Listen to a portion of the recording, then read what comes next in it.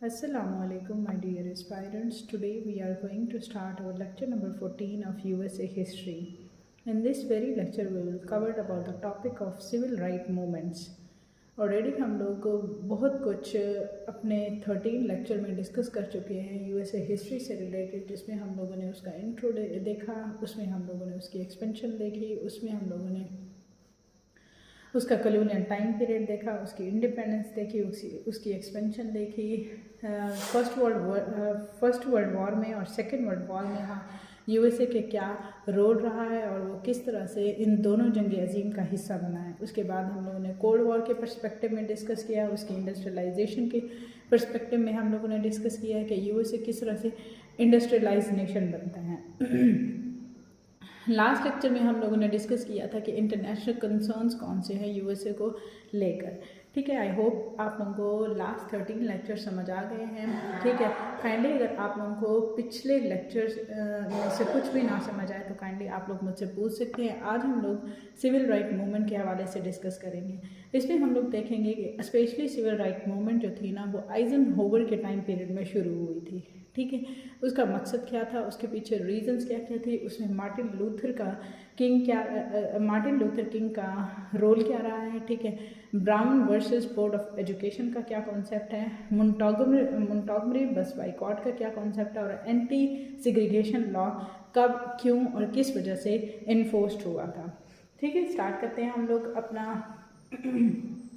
आइजनहोवर के time period में जब सिविल राइट मूवमेंट स्टार्ट हुई थी। इसमें हम लोग देखेंगे कि फर्स्ट इवेंट जो था ना जिसने सिविल वॉर को हवा दी वो आइजनहोवर की एडमिनिस्ट्रेशन थी। इसमें जो थी ना वो साउथ के जो भी पार्ट थे ना, ठीक है, वो क्या करते थे कि मतलब आप लोग समझ लें कि साउथ अफ्रीकन अमेरिकन जो थे ना, ठीक है, उनको डेमोक्रेसी को फुल इंजॉय नहीं करने दे रहे थे। ठीक है, उनके लिए ना सेग्रीगेशन पॉलिसीज़ बनाई गई थी। सिविल राइट मूवमेंट जो थी ना एक अम्ब्रेला लाइक टर्म थी जो कि मतलब एक ऐसी बहुत सारी वैरायटीज़ इस तरह की थी कि आप लोग समझ सकते हैं कि लोगों को फुल पॉलिटिकल राइट्स नहीं थे, वहाँ पे लोगों को सोशल राइट्स नहीं थे, इकोनॉमिक राइट्स नहीं मिल रहे थे। स्पेशली जो अफ्रीकन अमेरिकन थे ना, ठीक है, उनको ये टाइम पीरियड कौन सा है, 1946 टू 1968 तक का जो टाइम पीरियड है ना यूएसए की हिस्ट्री में, ये वो टाइम पीरियड है जब सिविल राइट मूवमेंट जो थी ना वो अपने उरूज के ऊपर थी।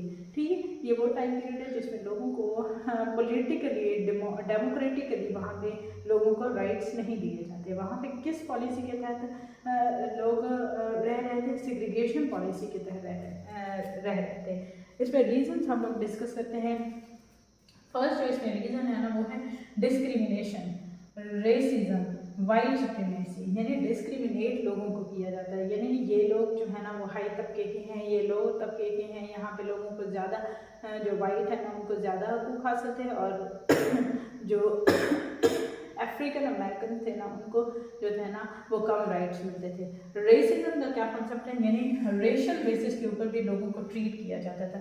यानी ये रेस आप लोग समझ सकते हैं कि ये रेस सबसे, जिस तरह हम लोग इंडिया में देखते हैं कि इस तरह से ज़ात पात का उनका कॉन्सेप्ट है, रेसिज्म उसी को बोलते हैं। वाइट सुप्रीमेसी का क्या कॉन्सेप्ट है, वाइट सुप्रीमेसी में हम लोग देखते हैं कि किस तरह से ना जो काले और गोरे का कॉन्सेप्ट है, यानी गोरे जो है ना वो सुप्रीम कंसिडर किए जाते हैं एज कम्पेयर टू ब्लैक। ठीक है, इसमें हम लोग मार्टिन लूथर का किंग देखते हैं, मार्टिन लूथर का हम लोग रोल देखते हैं कि उसमें इन्होंने क्या रोल प्ले किया, इन्होंने क्या क्या मतलब ब्लैक्स के लिए क्या क्या रिफॉर्म्स इंट्रोड्यूस करवाएं। एक तो उनको राइट टू वोट मिला।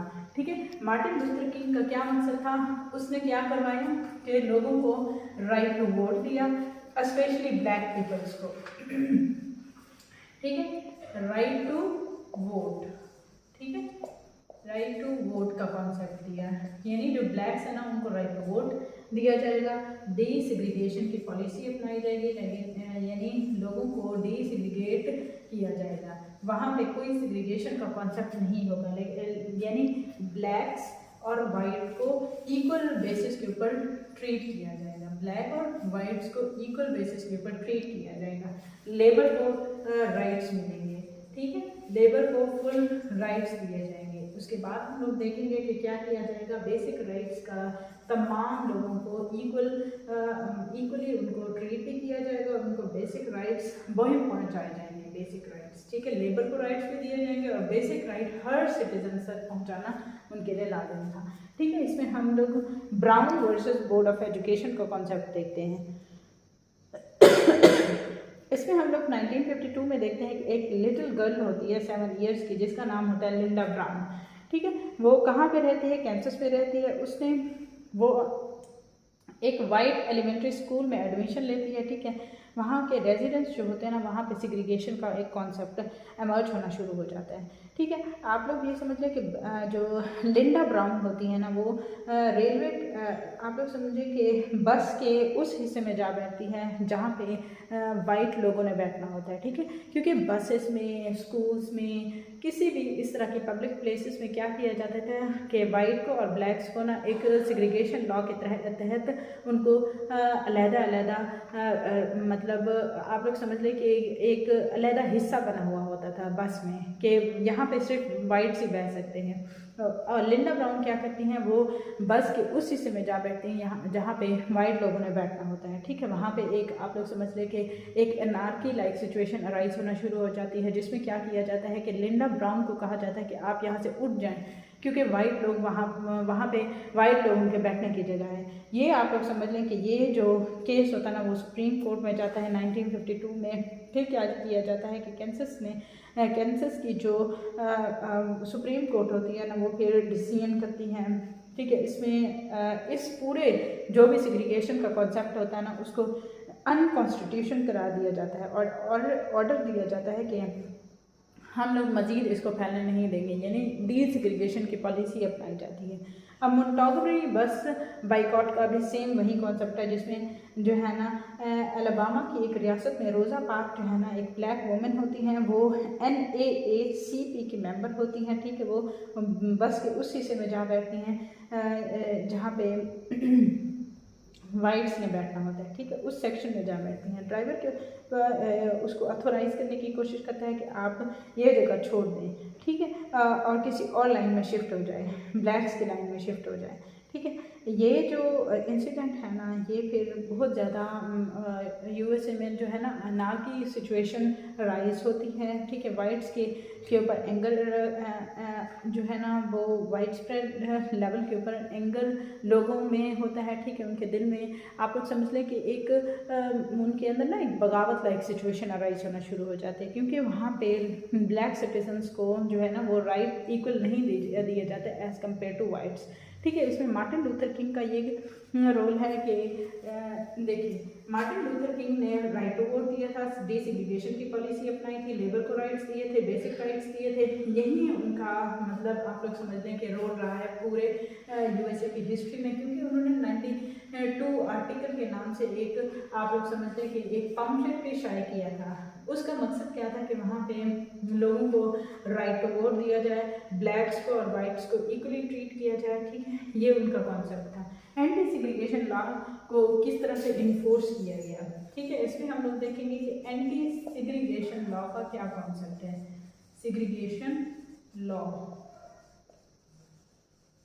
एंटी सिग्रीगेशन लॉ में हम लोग देखते हैं कि डिस्पाइट सुप्रीम कोर्ट ने ऑर्डर पास कर दिए थे कि सिग्रीगेशन को ख़त्म किया जाए, लेकिन वाइट पीपल जो है ना वो इसको ख़त्म नहीं करना चाह रहे थे। ज़ाहिर है उनको ज़्यादा हुकूक मिल रहे थे, ज़ाहिर है उनको ज़्यादा उनकी मतलब उनको जॉब्स के राइट थे, उनको सिग्रीगेशन के थ्रू जो भी मतलब अच्छी अच्छी पोस्ट थी उनको ऑफ़र की जाती थी, ठीक है। उनको हाई आप लोग समझ लें कि हाई अथॉरिटी उनको दी गई, हाई उनको वैल्यूज़ दी जाती थी। इसी वजह से वो तो उसको ख़त्म करने के खिलाफ थे, ठीक है।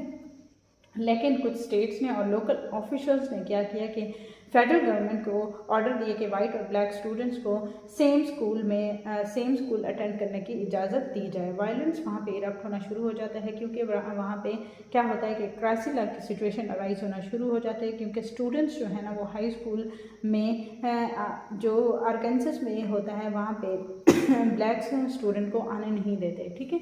1957 में एक क्या होता है, 1957 में क्या होता है, एक वायलेंस अराइज होना शुरू हो जाता है, जिसमें क्या कहा जाता है कि वहाँ पे वायलेंस लाइक सिचुएशन अराइज हो जाती है। वहाँ पे कहा जाता है कि ब्लैक्स और वाइट जो है ना एक स्कूल को सेम टाइम में अटेंड नहीं करेंगे, ठीक है। लोकल गवर्नमेंट जो है ना वो रिफ्यूज़ कर देती है इस ऑर्डर को, और फेडरल गवर्नमेंट को मतलब आप लोग समझ लें कि प्रेशराइज करती है कि वो इस वायलेंस को ख़त्म करें और सेम स्कूल में वाइट्स और ब्लैक को अटेंड करने की इजाज़त दी जाए।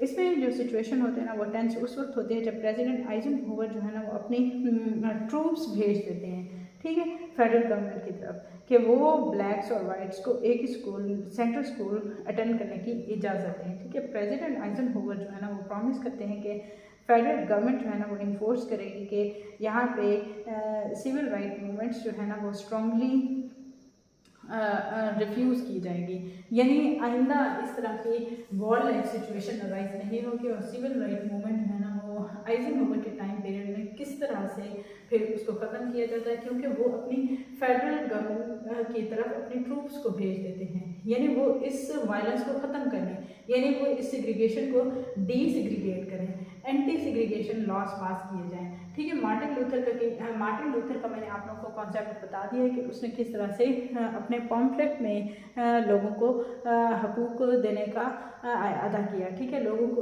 के हकूक़ के लिए आवाज़ उठाई, ठीक है। आई होप लेक्चर नंबर 14 आप लोगों को समझ आ गया है, जिसमें हम लोग ने सिविल राइट मूवमेंट को देखा है। काइंडली अगर आपको मेरी ये वीडियो पसंद आए तो काइंडली लाइक करें, शेयर करें, सब्सक्राइब करें। और इसके अलावा अगर आप लोगों को यूएसए हिस्ट्री से रिलेटेड पिछले कोई भी मतलब डायमेंशन समझ नहीं आए तो आप लोग इसी लेक्चर की प्लेलिस्ट में जाके चेकआउट कर सकते हैं। अल्लाह हाफिज़।